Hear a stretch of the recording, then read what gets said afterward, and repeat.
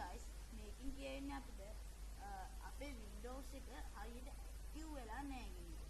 මුලින්ම අපි මේක problem එකට පිළිතුරක් හොයාගන්න විදිහට අපි file explorer එක open කරමු.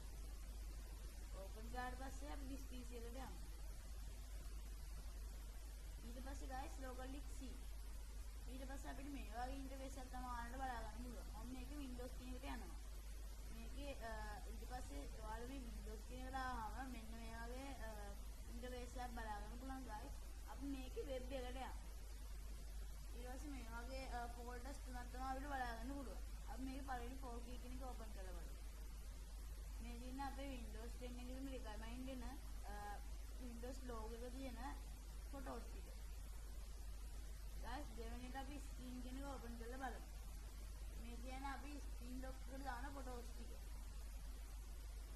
ඊට guys අපි wallpaper.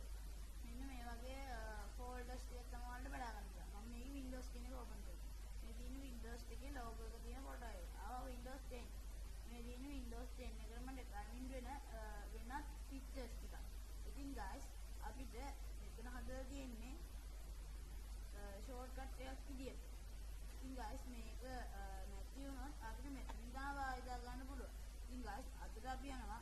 ඉතින් මගේ YouTube channel එක subscribe කරලා like කරලා share කරලා තියාගන්න මේ වගේ වීඩියෝ එකක් බලන්න පුළුවන්.